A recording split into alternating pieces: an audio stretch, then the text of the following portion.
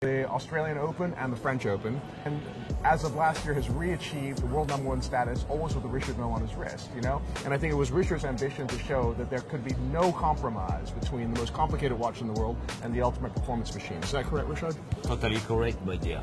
No, in fact, it's true. I always thought that it was important for any brand to be open to the universe of sports, lifestyle, women, art, and not to remain in the ivory tower contemplating the world. Yes. Because every time you speak about those universes, you have so many different fields of creation, development. Right. It never stops. Sure. And one idea brings another, and then. Yes. So we are a young brand, but I am always proud to say that we are by far, and I am sure of that, the brand that has got the best experience in the world. Absolutely. In terms of performance, in terms of materials, in terms of lightness, shock resistance, everything. Because we are not afraid, as I say always, to go to the battlefield. Yes. So I always say, and what I love is that because there is a contradiction between a world that has a reputation to be very fragile, Sure. the world of extreme complication, Yes. and the daily use where you put everything in danger. Of course. But at the end, it works. Absolutely. Because when you see here, we display Pablo's X-rays. Yes. Because I think it doesn't have a bone that hasn't been broken. Sure.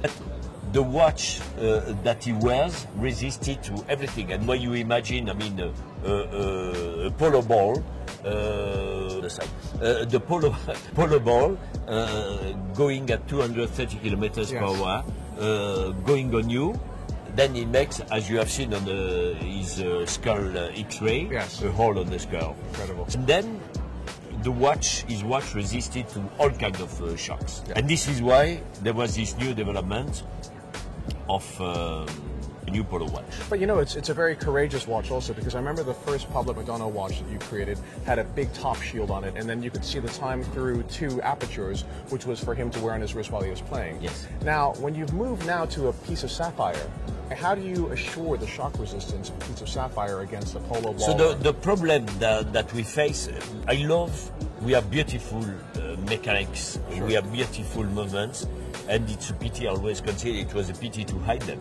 Sure. So, You're an exhibitionist. kind of, Okay, like that. kind of Sure. exhibitionist. And this is why I decided we should study the possibility of developing an armored glass. Sure. And armored glass, I love that. That's so cool. Yeah. But after that, when you say that, Yeah. it's okay, but to develop it is extremely complex because Sure. our glasses are curved Yes. and the radius is not constant. The Every radius single change- spot is different, Yes. So you have to imagine a glass with a special curve for the glass that is down. Yes. Then you have a layer. Then you have the upper glass that has also to be exactly to a micron the same radius than the glass below. It's a pure headache. So it took 2 years of development. Sure. But at the end, we couldn't break the watch with the normal pendulum. So the Mouton pendule, you couldn't break. no. You couldn't break the glass No. with that. We had to take how the does this, hammer. How does this glass differ from the sapphire that you would find in any other Richard Mille watch? No, a sapphire is a normal sapphire. I mean, So this is actually armored glass then? armor glass. Yes. That's incredible. Yeah. So this is a first in the watchmaking industry. Yes. That's incredible. Yes. The problem, of course, you find armor glass Yes. for windows at the boutiques, Sure. etc. Bulletproof windows, those kind of things. Yes, but Huge at- panes of it. Yes. And not At this curved. size. Yes. Oh, that's so it's cool. kind of challenge. That's amazing. And how did Yeah. you manage to source this armored glass? No, or but source someone that could cut it? Yes, and the problem, as I said, is to cut the glass below exactly at the same radius than the top glass. Yes. When you can imagine that the two pieces have to fit very well together, because when you put the layer, it has to be, the transparency has to be, we have also not only an objective of resistance, but we have an objective of transparency.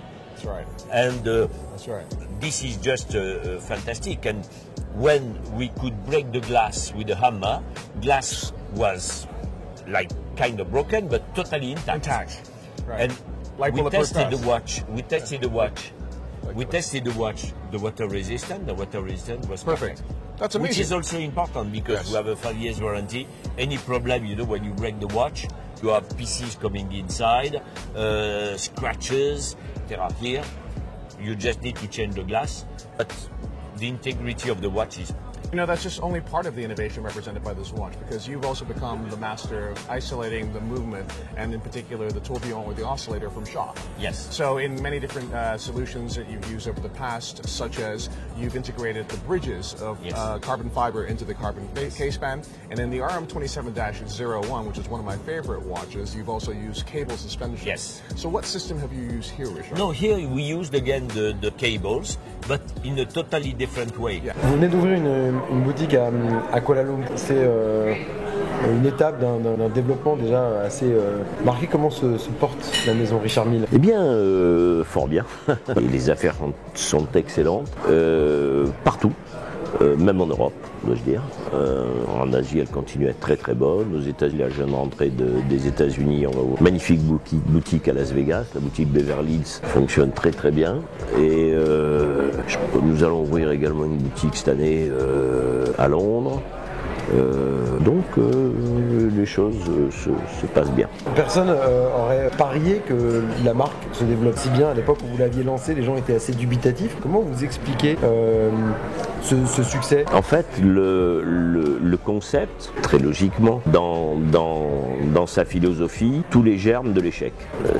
C'est-à-dire que j'avais imaginé un concept fondé sur, bien sûr, du luxe extrême, mais j'ai refusé pour la première fois de ma vie de faire la moindre étude de marché, d'étude de positionnement, etc. etc.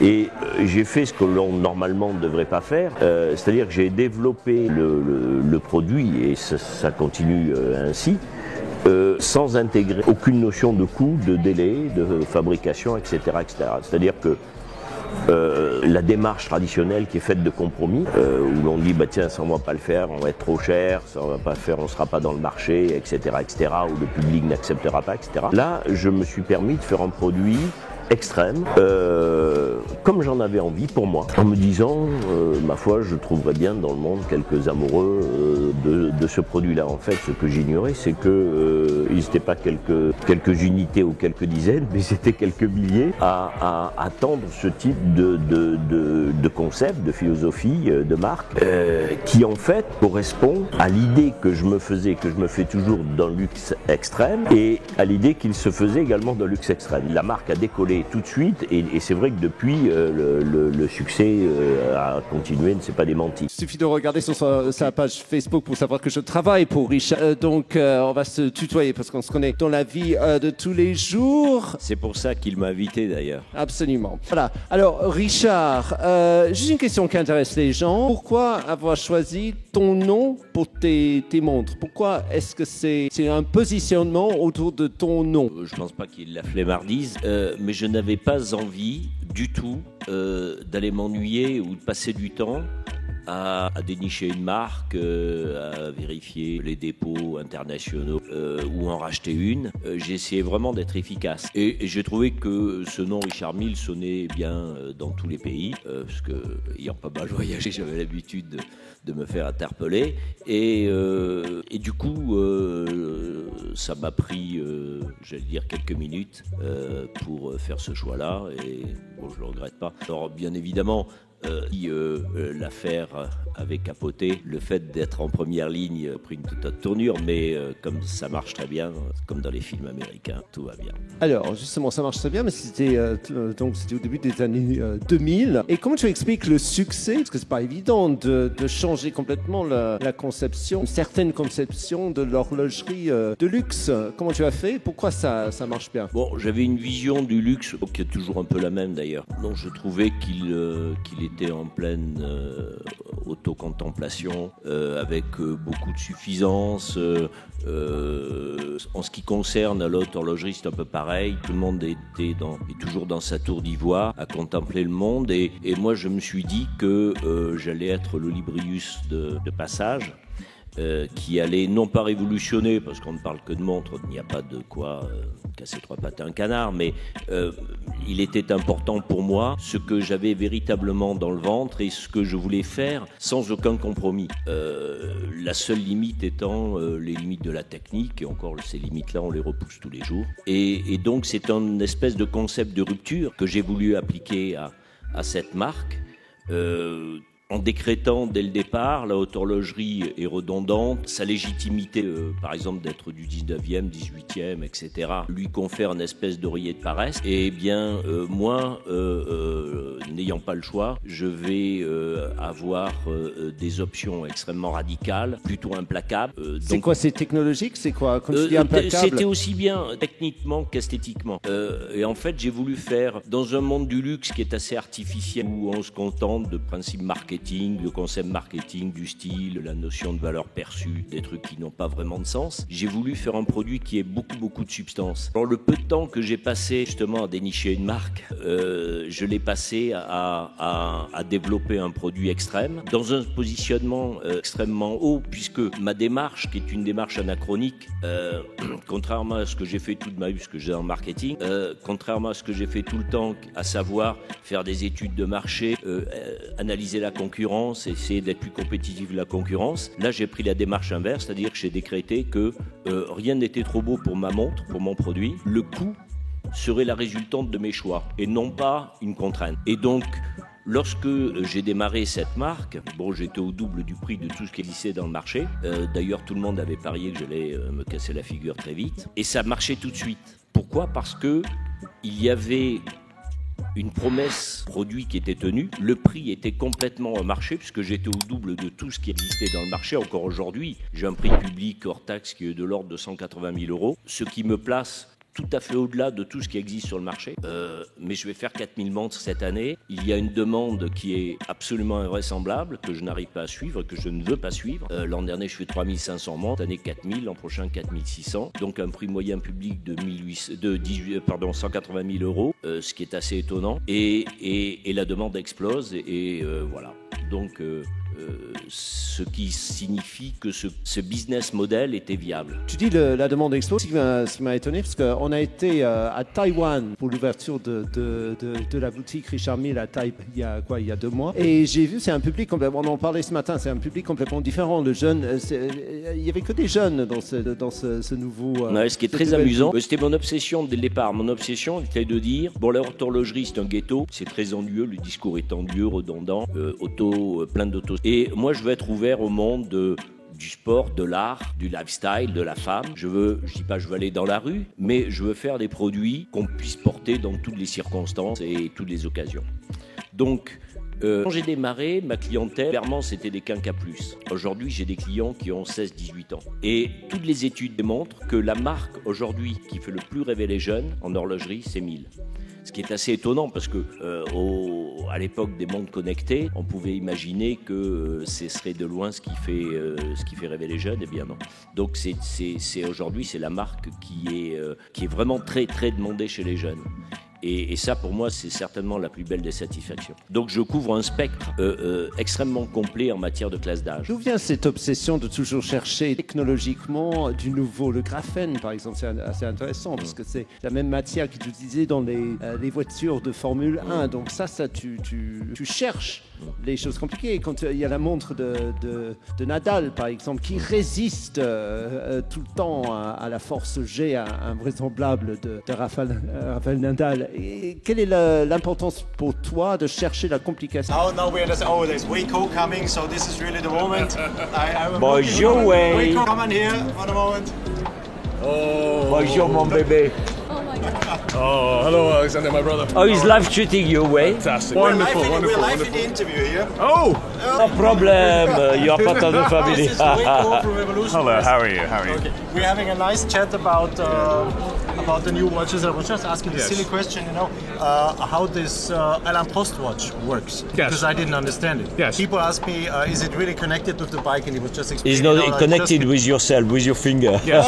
So you can cheat all the time if you want. If you want to cheat, you can cheat. But no use. Yeah, but this watch is extraordinary, isn't it? You know? Yeah, and you the have way been presenting it recently. with the curvature of the watch, the fit when you're on the drops of the bicycle is extraordinary. And, you know, and he showed this to Mark Cavendish on the plane. Yeah. And Mark Cavendish, who is the most successful bicyclist sprinter of all time, And he's a legend. and he's a legend and a nice guy also. Yeah. He was like a kid. He was about to burst into tears. He was so touched by how exciting it was. So Exactly. And this is what Richard's able to do. He can take the most elite athlete.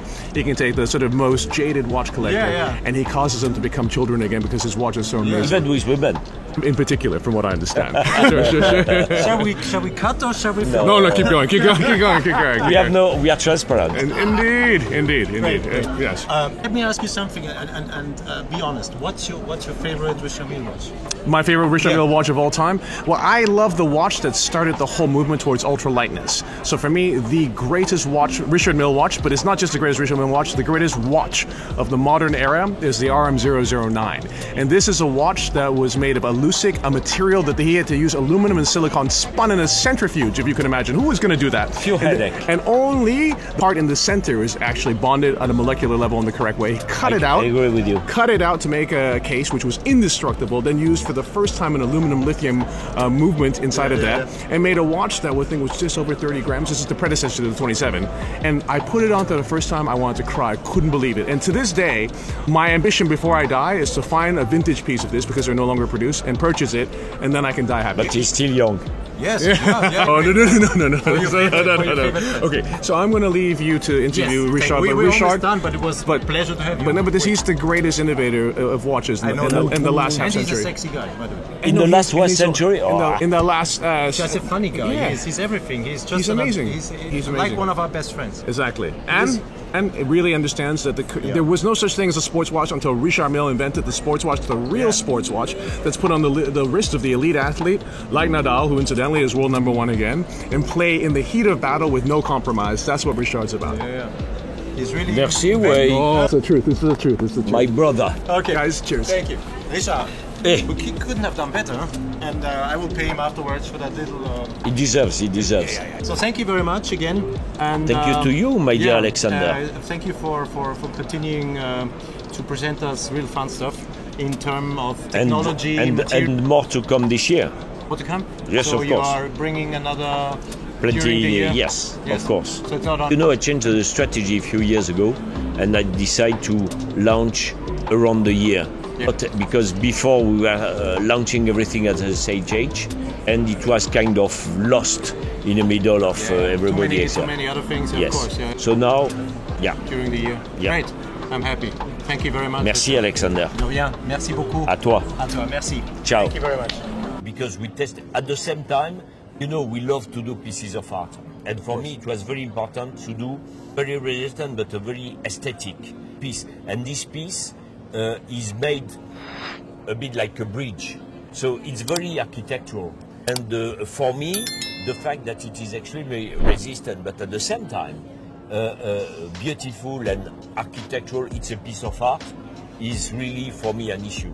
I love to mix, as I say, extreme performance, extreme resistance, but also beauty. Yes, but every aesthetic decision that you've taken in general has also been defined by extreme performance as well. Exactly. For example, some of my favorite watches like the 9, the highly skeletonized aluminum lithium movement, which has got an I-beam construction for extra stiffness. Yes. This was to create shock resistance and rigidity. Exactly. The carbon fiber base plates were to create shock resistance and rigidity. Yes. The cables were to isolate the shock. Yes. So in some ways you could say that this high research into creating incredible technical solutions also gives you the language of beauty, yes? Yes, and also the language of lifestyle. Yes. Because, I love to do watches that you don't put in a safe waiting for the next generation. I love this. But watches to live with. Yes. It's very important to do, again, extremely performant pieces, but also watches with great comfort, easy to wear, very cool watches. And this is why people are totally mad about the brand, because the brand represents exactly that. I got to ask you a question which is interesting because, I've been a watch collector for some time. You know that I have enormous affection for Richard Mille, and on record, it's probably my favorite brand in the world. You know this. But it's not just a brand. And part of the reason why I love this brand so much also is because even though the watches are costly by virtue of the extreme technology that goes into it, the people that wear them, first of all, love to wear them, love to participate in life, and in addition to that, are cool. Right, they're nice people. I've told you these stories about how I come to your gatherings and people are so friendly and they want to talk about watches and exchange watches and they're warm. And I think, for me, I think this comes from you. I think they take their cue from you because you're this type of person. No, it's also, I am myself really passionate. And passion can be shared very easily. And I think the common denominator to our clients is that they are totally passionate. Yes, absolutely. It's incredible the number of clients you meet that say, this brand is making me cuckoo.